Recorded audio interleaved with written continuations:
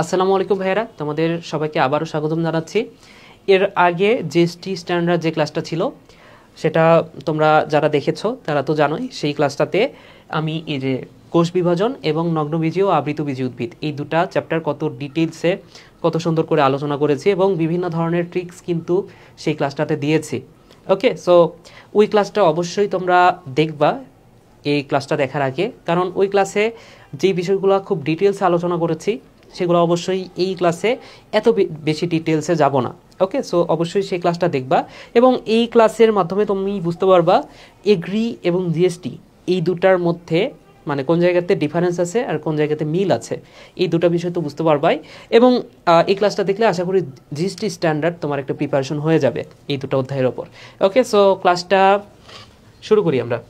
প্রথম যে প্রশ্নটা খেয়াল করো ভাইয়া, প্রথম প্রশ্নটা বলছে মাইটোটিক প্রোফেজ 1 এর কোন ধাপে কায়াজমাটা দেখা যায়। সো কায়াজমা এর সাথে আরও কিছু কথা মনে রাখো। কায়াজমা এর সাথে সিস্টার, সিস্টার, নন সিস্টার, ওকে, এরপরে ক্রসিং ওভার, এরপরে টেট্রাড, এই জিনিসগুলো দেখা যায় ট্যাগাইটিনে। ওকে, সো এগ্রির ওই ক্লাসটা অবশ্যই দেখো, ওই ক্লাসে অনেক বেশি ডিটেলসে ডিপ আলোচনা করা আছে। ওকে, পরের প্রশ্নটা দেখো ভাইয়া, মাইটোসিসের কোন ধাপে সেন্ট্রোমিয়ারের বিভাজন শুরু হয়। সো মাইটোসিসের কোন ধাপে সেন্ট্রোমিয়ারের বিভাজনটা জাস্ট শুরু হয়। ওকে, সো সেন্ট্রোমিয়ারের বিভাজনটা শুরু হয় কিন্তু মেটাফেজ ধাপে। এই কথাটাও আমি বলছিলাম, ও যে সম্পূর্ণ বিভক্ত হয় কোন ধাপে, মানে কি সম্পূর্ণ বিভক্ত হয় সেন্ট্রোমিয়ার। সো সেন্ট্রোমিয়ারটা সম্পূর্ণ বিভক্ত হয় কোন ধাপে, মেটাফেজ। সো এটা নিয়ে কিন্তু তোমাদের অনেক বেশি কনফিউশন আছে, তোমরা অনেকে এটা অ্যানাফেজ ভেবে ভুল করো। সো এটার যদি অ্যান্সার হয়, অ্যান্সারটা হবে মেটাফেজ। আবারও প্রশ্নটা পড়ে নাও, মাইটোসিসের কোন ধাপে সেন্ট্রোমিয়ার বিভাজন শুরু হয়, অ্যান্সারটা হচ্ছে মেটাফেজ। পরের প্রশ্নটা দেখো ভাইয়া, ডাবের পানিতে কোন ধরনের কোষ বিভাজনের ফসল। সো ডাবের পানি, তোমরা একটা নাম শুনছো কি না, আচ্ছা নামটা পরে বলি। একটা ওয়ার্ড দেখো, ওয়ার্ড হচ্ছে মুক্ত প্রাণকেন্দ্রীয় বিভাজন। মুক্ত প্রাণ কেন্দ্রীয় বিভাজন। সো একটা কোষের প্রাণ কি ভাইয়া বলো তো? একটা কোষের প্রাণ হচ্ছে তার নিউক্লিয়াস, এবং এই নিউক্লিয়াসটা যদি মুক্তভাবে বিভাজিত হয় সেটা হচ্ছে মুক্ত প্রাণকেন্দ্রীয় বিভাজন। ওকে, সো একটা কোষের প্রাণ হচ্ছে নিউক্লিয়াস, এবং নিউক্লিয়াসটা যদি মুক্তভাবে বিভাজিত হয় সেটা হচ্ছে মুক্ত প্রাণকেন্দ্রীয় বিভাজন। তাহলে এখানে নিউক্লিয়াসের বিভাজনটা হচ্ছে, একটা কোষের মধ্যে নিউক্লিয়াস নরমালি কয়টা থাকে? একটাই থাকে। তো এই একটা নিউক্লিয়াস যদি ভাগ হয়ে যায় তাহলে একটা নিউক্লিয়াস থেকে কয়টা নিউক্লিয়াস হবে? নিশ্চয়ই 2টা নিউক্লিয়াস হবে। কিন্তু এখানে বলছে মুক্ত, তাহলে নিউক্লিয়াসটা বারবার বিভাজিত হবে, মুক্তভাবে বিভাজিত হবে। ঠিক আছে, তাহলে নিউক্লিয়াসটা যদি বারবার বিভাজিত হয় একটা কোষের মধ্যে কি তৈরি হবে? বহু নিউক্লিয়াস তৈরি হবে, তাই না? বহু নিউক্লিয়াস তৈরি হবে এই মুক্ত প্রাণকেন্দ্রীয় বিভাজনের ফলে। এবং মুক্ত প্রাণকেন্দ্রীয় বিভাজনের ফলে আসলে হচ্ছেটা কি? এখানে দেখো তো সাইটোপ্লাজম বিভাজিত হয়েছে না? তাহলে এখানে সাইটোপ্লাজমের বিভাজনকে কি বলা হয়? সাইটোকাইনেসিস। এটা কিন্তু হচ্ছে না, এখানে হচ্ছে কি? ক্যারিওকাইনেসিস।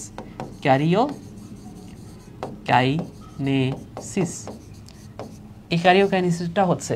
সো মুক্ত প্রাণকেন্দ্রীয় বিভাজন কি? ক্যারিওকাইনেসিস যদি বারবার চলতে থাকে কিন্তু সাইটোকাইনেসিস না হয় সেটা হচ্ছে মুক্ত প্রাণকেন্দ্রীয় বিভাজন। এবং মুক্ত প্রাণকেন্দ্রীয় বিভাজনের ফলে কি তৈরি হচ্ছে? বহু নিউক্লিয়াসযুক্ত কোষ তৈরি হচ্ছে, এবং এই বহু নিউক্লিয়াসযুক্ত যে উদ্ভিদ কোষ, সেই উদ্ভিদ কোষকে আমরা আদর করে একটা নামে ডাকতে পারি। এই উদ্ভিদ কোষকে আদর করে আমরা একটা নাম দিয়েছি, নামটা হচ্ছে সিনোসাইটিক কোষ।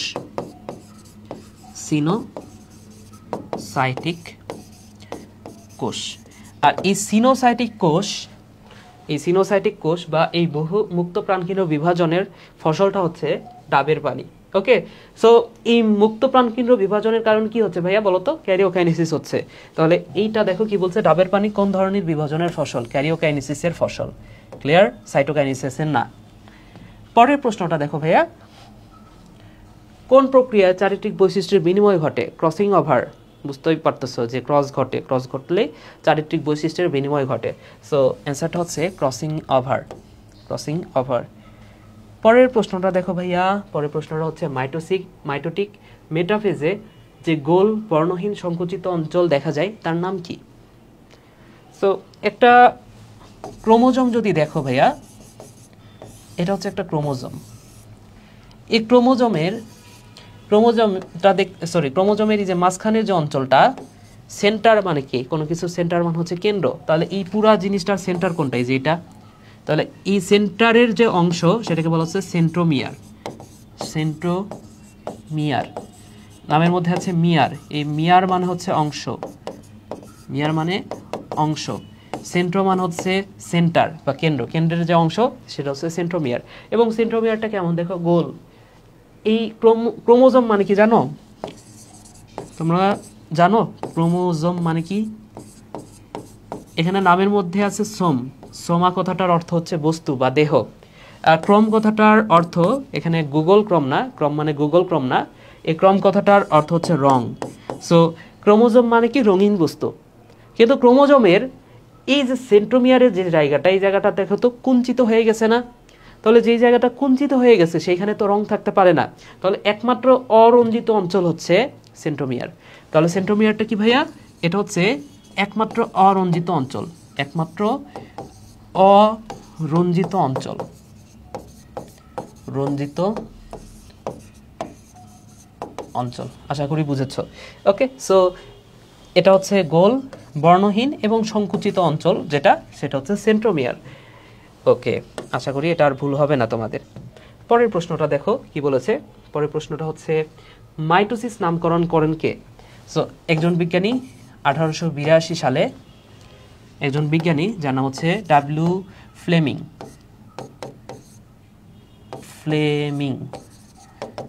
ওকে, ডাব্লিউ ফ্লেমিং বা ওয়াল্টার ফ্লেমিং, ইনি সামুদ্রিক স্যালামান্ডার, যার বৈজ্ঞানিক নাম হচ্ছে ট্রিটিউস মাকুলোসা। সো এই ট্রিটিউস মাকুলোসা বা সামুদ্রিক স্যালামান্ডারে কোষ বিভাজন লক্ষ্য করেন এবং এই কোষ বিভাজনের নাম দেন মাইটোসিস। তাহলে এটা কি হবে? Walter Fleming. ওকে, আচ্ছা, পরের প্রশ্নটা দেখো, নিউক্লিয়ার মেমব্রেন আবির্ভূত হয় কোষ বিভাজনের কোন পর্যায়ে? সো এই বিলুপ্তিটা শুরু হয়, নিউক্লিয়ার মেমব্রেনের বিলুপ্তিটা শুরু হয় কোন ধাপে? প্রোফেজ ধাপে। এবং প্রোফেজ আর টেলোফেজ একে অপরের উল্টা, এই কথাটা আমি বলছি, তাই না? সো টেলোফেজ ধাপে আবারও পুনরাবির্ভাব ঘটে। সো অ্যান্সারটা হচ্ছে অ্যানাফেজ। আশা করি বুঝেছ। পরের অ্যানাফেজ বলতেছি, শেষ ধাপটা তো টেলোফেজ, তাই না? ভুল হয়ে গেছে। এই যে সব শেষ ধাপটা কি ভাইয়া? শেষ ধাপটা হচ্ছে টেলোফেজ, তাই না? প্রোফেজ ধাপে আসে, টেলোফেজ ধাপে মানে প্রোফেজ ধাপে বিলুপ্ত হয় এবং টেলোফেজ ধাপে আবার আবির্ভাব ঘটে। সো অ্যান্সারটা হচ্ছে টেলোফেজ। পরের প্রশ্নটা দেখো, জনন কোষ কোন প্রক্রিয়ার মাধ্যমে ঘটে? সো দেহ বৃদ্ধির প্রক্রিয়াটা হচ্ছে মাইটোসিস, আর জনন কোষ তৈরির প্রক্রিয়াটা হচ্ছে মায়োসিস। অ্যান্সারটা হচ্ছে মায়োসিস। বারবার ভুল হচ্ছে, ভুল অপশনে দেখাচ্ছি বারবার। ওকে, অ্যান্সারটা কি? মায়োসিস। পরের প্রশ্নটা দেখো, একটি কোষ সফলভাবে বিভক্ত হওয়ার মধ্যবর্তী পর্যায়কে কি বলা হচ্ছে? একটি কোষ সফলভাবে বিভক্ত হওয়ার, তাহলে সফলভাবে বিভক্ত হওয়া মানে কি? মাইটোসিস। ধরে নাও একটা মাইটোসিস মাত্র হইল এবং আর একটা মাইটোসিস হবে, এই দুটা মাইটোসিসের মাঝখানের ধাপটা হচ্ছে ইন্টারফেজ, যেটাকে বলা হচ্ছে প্রস্তুতিমূলক দশা। সো এই যে মাইটোসিসে তো কোষটা সফলভাবে বিভক্ত হবে, তার আগের যে ধাপটা সেটা কি? ইন্টারফেজ। সিম্পল। ওকে, সো অ্যান্সারটা কি? অ্যান্সারটা হচ্ছে ইন্টারফেজ। পরের প্রশ্নটা দেখো ভাইয়া, 56টি ক্রোমোজোম বিশিষ্ট কোন একটি জীবের মাতৃকোষের প্রথম মায়োটিক বিভাজনের ফলে সৃষ্ট অপত্য কোষসমূহের প্রতিটিতে ক্রোমোজোমের সংখ্যা কত হবে? সো এখানে কি বলছে? মাতৃকোষের প্রথম মায়োটিক বিভাজন। তাহলে প্রথম মায়োটিক বিভাজন মানে কি? এখানে প্রথম বলুক আর দ্বিতীয় বলুক, বিষয়টা সেমই হবে। দেখো ধরে নাও এটা হচ্ছে একটা টুয়েন কোষ, তাহলে এই টুয়েন কোষটা যখন এন হয়ে যাবে দুইটা কোষে পরিণত হবে এবং দুইটা কোষে ক্রোমোজোমের সংখ্যা অর্ধেক হয়ে যাবে, তাহলে এটাকেই তো আমরা বলতে পারবো মায়োসিস 1। তাহলে এই যে মায়োসিস 1 বা প্রথম মায়োটিক বিভাজন, এর ফলে কি হচ্ছে দেখো তো, যে দুই ডিপ্লয়েড জীব ছিল তারা কি হয়ে যাচ্ছে হ্যাপ্লয়েড হয়ে যাচ্ছে, তাই না? তার মানে এখানে যদি ক্রোমোজোমটা 56 থাকে তাহলে এখন কত হয়ে যাবে? অর্ধেক হয়ে যাবে। প্রথম মায়োটিকের পরে কত হয়ে যাবে? অর্ধেক হয়ে যাবে। তাহলে এখানে যদি ক্রোমোজোমটা 56টা থাকে, এবার এখানে 28টা আসবে, এখানে 28টা আসবে, তাহলে অর্ধেক হয়ে যাবে। তার মানে কি অ্যান্সারটা হবে 28। বুঝেছ আশা করি। দুটি নন সিস্টার ক্রোমাটিডের ক্রস আকৃতির জোড়াস্থলকে কি বলা হচ্ছে? কায়াজমা। এক্স আকৃতির কায়াজমা বা ক্রস আকৃতির কায়াজমা। ওকে, সো অ্যান্সারটা হচ্ছে কায়াজমা।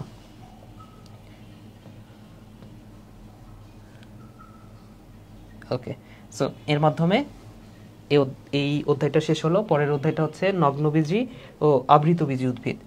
প্রথম প্রশ্নটা দেখো ভাইয়া, জীবন্ত জীবাশ্ম কোনটা? জীবন্ত জীবাশ্ম না বলে এখানে বলতে পারতো living fossil. So living fossil কোনটা? লিভিং ফসিল হচ্ছে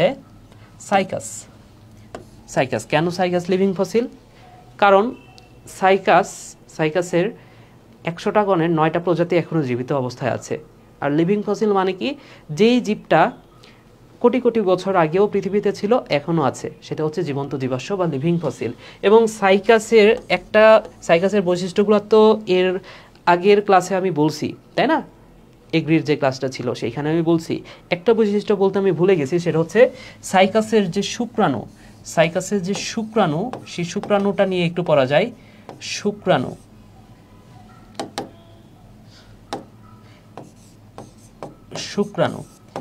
তো সাইকাসের শুক্রাণু সম্পর্কে 3টা কথা মনে রাখো। প্রথম কথা হচ্ছে সাইকাসের শুক্রাণু এটা উদ্ভিদকলের মধ্যে সর্ববৃহৎ। উদ্ভিদ কুলের মধ্যে এটা সর্ববৃহৎ। আচ্ছা, 2 নম্বর কথা হচ্ছে সাইকাসের শুক্রাণু এটা বহু ফ্লাজেলা যুক্ত।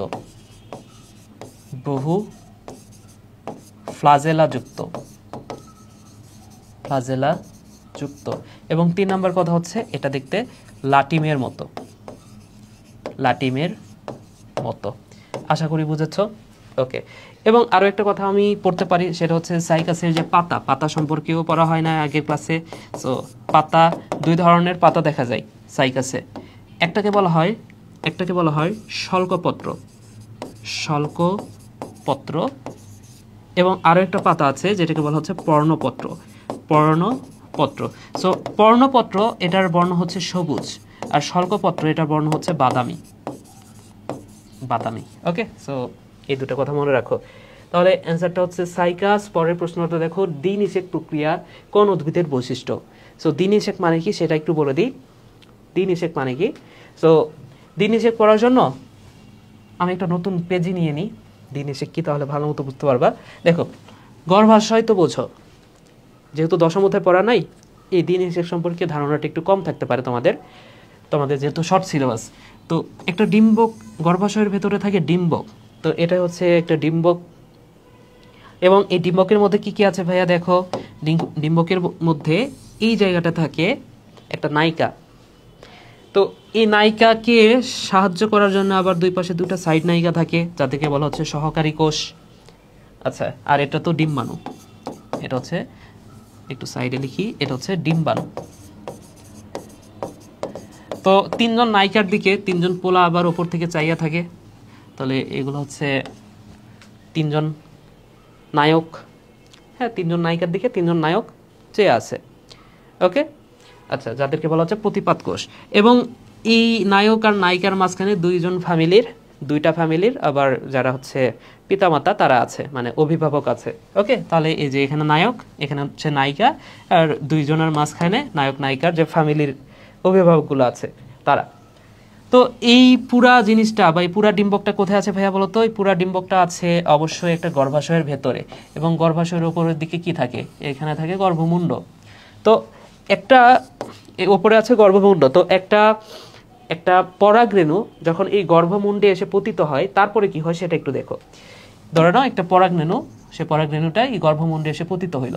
পতিত হওয়ার পরে এই পরাগরেণুটা একটা নল তৈরি করে এবং নল দ্বারা এইদিকে আসে, ভেতরের দিকে আসে। সো নলের এই জায়গাটা থেকে একটা নালিকা কোষ, ওকে, বা নালিকা নিউক্লিয়াস, এখানে কি থাকে নালিকা নিউক্লিয়াস, এবং পেছনে থাকে জনন নিউক্লিয়াস। তো নালিকা নিউক্লিয়াসটা কি তৈরি করে, নিশ্চয়ই নলটা বড় করে বা নলটা তৈরি করে। এই নলটা তৈরি করতে করতে এই পর্যন্ত আসে এবং এর ভেতরে যে এই যে জনন নিউক্লিয়াসটা ছিল, সে জনন নিউক্লিয়াসটা এই পথ দিয়ে আস্তে আস্তে আসে এবং এই পথ দিয়ে আস্তে আস্তে এই জনন নিউক্লিয়াসটা আবার দুইটা হয়ে যায়। গোল দিয়ে দেখাই, জনন নিউক্লিয়াস ভাইয়া কয়টা হয়ে যায়, এই যে একটা, এই যে একটা, জনন নিউক্লিয়াস হয়ে যায় দুইটা। তো এই জনন নিউক্লিয়াস দুইটার মধ্যে একটা নিউক্লিয়াস গিয়ে যুক্ত হয় ডিম্বাণুর সাথে। কার সাথে যুক্ত হয় ভাইয়া, ডিম্বাণুর সাথে। তাহলে এই একটা নিউক্লিয়াস গিয়ে যুক্ত হইলে যে এই ডিম্বাণুর সাথে দিয়ে এই ডিম্বাণু থেকে ভ্রূণ তৈরি হয়। আর আরও একটা, এই যে পরে আরেকটা নিউক্লিয়াস আছে না, এই নিউক্লিয়াসটা গিয়ে যুক্ত হয় এই যে এই গৌণ নিউক্লিয়াস যেটা, সেটার সাথে। বুঝতে পেরেছো? সো এটার নাম কি ছিল, এই যে এটার নাম ছিল গৌণ নিউক্লিয়াস বা সেকেন্ডারি নিউক্লিয়াস। গৌণ নিউক্লিয়াস বা secondary nucleus, secondary nucleus. So secondary nucleus, এই যে এই নিউক্লিয়াসটা, জনন নিউক্লিয়াসটা আসার আগে সেকেন্ডারি নিউক্লিয়াস কি ছিল বলো তো? এটা যদি এন হয়, এটাও যদি এন হয়, তাহলে সেকেন্ডারি নিউক্লিয়াসটা কেমন ছিল, ডিপ্লয়েড ছিল, 2n ছিল, তাই না? কিন্তু এইবার কি হয়েছে দেখো তো, আরও একটা এন এসে যুক্ত হয়েছে। তাহলে আরও একটা এন এসে যুক্ত হলো, এই জিনিসটাকে এখন আমরা কি বলতে পারবো, এটা নিশ্চয়ই ট্রিপ্লয়েড বা 3n। এটা কি অবস্থায় আছে ভাইয়া, এটা 3n বা ট্রিপ্লয়েড অবস্থায় আছে। এবং এই জিনিসটাকে আমি বলতে পারবো শস্য। তাহলে শস্য বা এন্ডোস্পার্ম, শস্যর আরেকটা নাম হচ্ছে এন্ডোস্পার্ম। এই এন্ডোস্পার্মটা কেমন হয় ভাইয়া, 3n বা ট্রিপ্লয়েড হয়। বুঝেছো বিষয়টা? ওকে, সো এই হচ্ছে সম্পূর্ণ বিষয়টা। তাহলে এখানে প্রশ্নটা কি ছিল ভাইয়া, দ্বিনিষেক প্রক্রিয়া। আচ্ছা, এবার একটা বিষয় খেয়াল করে দেখো, নগ্নবীজ উদ্ভিদের এই গর্ভাশয়টাই তো নাই। তাহলে গর্ভাশয় যেখানে নাই, সেখানে যে এত কাহিনী হয়, এগুলো তো বিলাসিতা। বুঝতে পারছো? সো এত কিছু মানে নগ্নবীজ উদ্ভিদে হয় না। নগ্নবীজ উদ্ভিদে যে পরাগরেণু, সেটা এসে জাস্ট এই ডিম্বাণুতে পতিত হয়, ডিম্বকে পতিত হয় ডাইরেক্ট। বুঝছো? এই দ্বিনিষেক এত কাহিনী নাই এইখানে।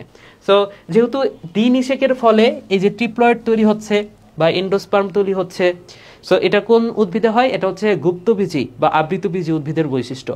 আর নগ্নবীজী উদ্ভিদে এই দ্বিনিষেকটা হয় না। বুঝছো? সো এই দ্বিনিষেক এই প্রক্রিয়াটা কোন উদ্ভিদের বৈশিষ্ট্য, এটা হচ্ছে গুপ্তবীজী বা আবৃতবীজী উদ্ভিদের বৈশিষ্ট্য। বুঝছো? তবে একটা মাত্র নগ্নবীজী উদ্ভিদ আছে, যার নাম হচ্ছে ইফিড্রা। ওকে, সো এই ইফিড্রা, এই উদ্ভিদটা, এটা হচ্ছে ব্যতিক্রম। এটা নগ্নবীজী উদ্ভিদ হওয়া সত্ত্বেও এখানে দ্বিনিষেক হয়, এই কথাটা মনে রাখো। সো এখানে এটা নগ্নবীজী উদ্ভিদ, কিন্তু এখানে দ্বিনিষেক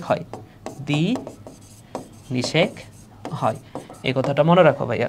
পরের প্রশ্নটা দেখো কি বলেছে। পরের প্রশ্নটা বলেছে ক্যাপসিচুলাম জাতীয় পুষ্পবিন্যাস দেখা যায় কোথায়? সো পুষ্পবিন্যাস নিয়ে আমরা পড়ছি। ক্যাপিচুলামের আরেকটা নাম কি, শিরোমঞ্জরি।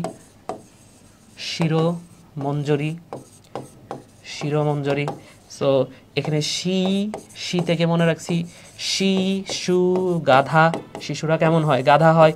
সো সুতে সূর্যমুখী, এই যে অ্যান্সারটা হচ্ছে সূর্যমুখী। ক্লিয়ার? পরের প্রশ্নটা দেখো ভাইয়া কি বলেছে, ভুট্টা কোন গোত্রের অন্তর্গত? সো ভুট্টা, এটা হচ্ছে অবশ্যই পোয়েসি গোত্র হবে। ওকে, ধান, গম, ভুট্টা, আখ, এগুলো হচ্ছে পোয়েসি গোত্র। ঘাস, বাঁশ সব হচ্ছে পোয়েসি গোত্র। বুঝেছো? সো অ্যান্সারটা হচ্ছে পোয়েসি। কোন গাছের ফুলের 6টি পরাগধানী? এটা এগ্রিতেও পড়ছি, এখনো পড়তেছি। সেটা হচ্ছে ধানে, অরিজা স্যাটিভাতে। ওকে, সো অ্যান্সারটা হচ্ছে অরিজা স্যাটিভা। এরপরে দেখো এন্ডোস্পার্ম নিউক্লিয়াসের ক্রোমোজোম সংখ্যা কয়টা? সো এন্ডোস্পার্ম বা শস্য, একটু আগে আমরা পড়ছি, এটা কেমন হয়, ট্রিপ্লয়েড হয়। সো অ্যান্সারটা হচ্ছে ট্রিপ্লয়েড। পরের প্রশ্নটা দেখো ভাইয়া কি বলেছে। পরের প্রশ্নটা বলছে সিমের গোত্র কোনটা? তো ফল যখন পড়ছি, ফলের ক্ষেত্রে মনে আছে কিনা, লিগিউম নামে একটা ফল ছিল, লিগিয়ম, লিগিয়ম, এই লিগিয়মের উদাহরণ হচ্ছে শিম, লিগিয়মের উদাহরণ ছিল শিম। ওকে, সো এই শিম, শিম কোন গোত্রের? এই যে দেখো নামের মধ্যে আছে লিগিয়ম, যেটা সেটা হচ্ছে শিম, শিম ওই গোত্রের উদাহরণ হচ্ছে শিম। পরের প্রশ্নটা দেখো তাহলে, পরের প্রশ্নটা কি বলেছে? পরের প্রশ্নটা বলেছে গমের বৈজ্ঞানিক নাম কি? তো এখানে দেখো হর্ডেনাম ভালগার, এটা হচ্ছে জব বা বার্লি, এটা হচ্ছে জব বা বার্লি। ওকে, এরপরে দেখো স্যাকারোম অফিসিনারোম, এটা হচ্ছে আখ বা ইক্ষু।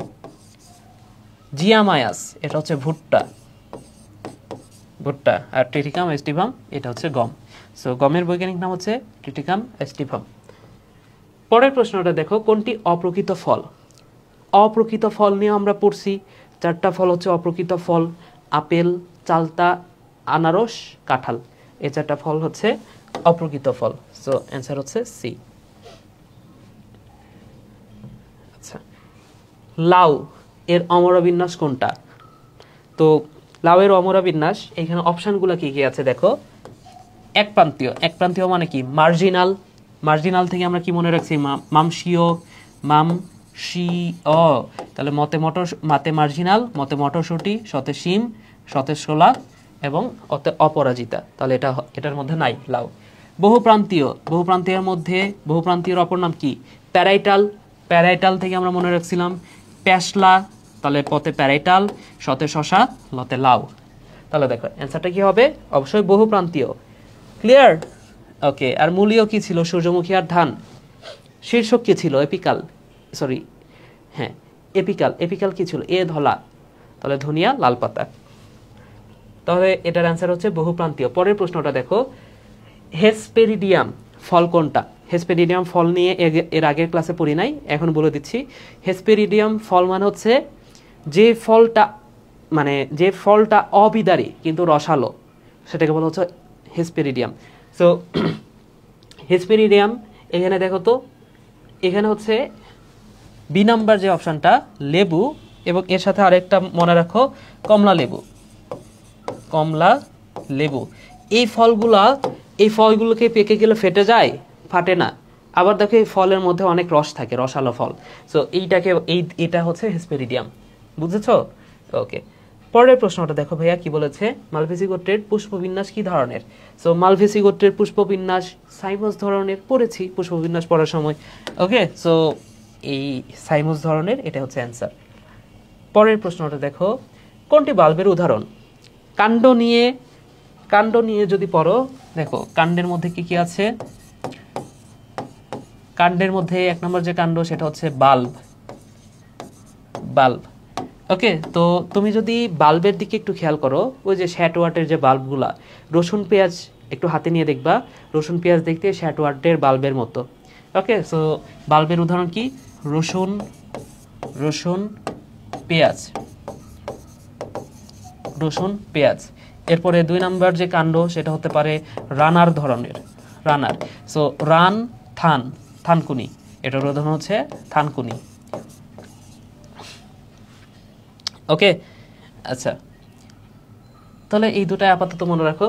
কাণ্ডে, তাহলে বাল্বের উদাহরণ কোনটা? বাল্বের উদাহরণ হচ্ছে এই যে পেঁয়াজ অথবা রসুন, এটা হচ্ছে বাল্বের উদাহরণ। আরেকটা মনে রাখো, 3 নম্বর হচ্ছে টিউবার, টিউবার, টিউবারের উদাহরণ হচ্ছে আলু, টিউবারের উদাহরণ হচ্ছে ভাইয়া আলু। ওকে, পরের প্রশ্নটা দেখো, পরের প্রশ্নটা কি বলছে। এক প্রান্তীয় অমরবিন্যাস কোথায় দেখা যায়? এক প্রান্তীয় মানে কি? মার্জিনাল, মামসীয়, তাহলে মাতে মার্জিনাল, মতে মটরশুঁটি, শতে সিম, ছোলা, অতে অপরাজিতা। সো এই যে দেখো অ্যান্সারটা হচ্ছে ছোলা। ঠিক আছে, তাহলে দেখো অ্যান্সারটা আমরা পেয়ে গেছি, অ্যান্সারটা হচ্ছে ছোলা। তো এর মাধ্যমেই জিএসটির যে ক্লাসটা, সেটা শেষ হইলো। আশা করি এগ্রির ক্লাস এবং জিএসটির ক্লাস দুইটা তোমরা ভালো মতো করেছো, এবং যারা ভালো মতো করেছো, এই অধ্যায় থেকে মনে হয় না তোমাদের আর কোনো সমস্যা আছে। আমরা সব গুরুত্বপূর্ণ টপিক পড়ছি, এমন কোনো টপিক নাই যেটা আমরা পড়ি নাই, বুঝছো?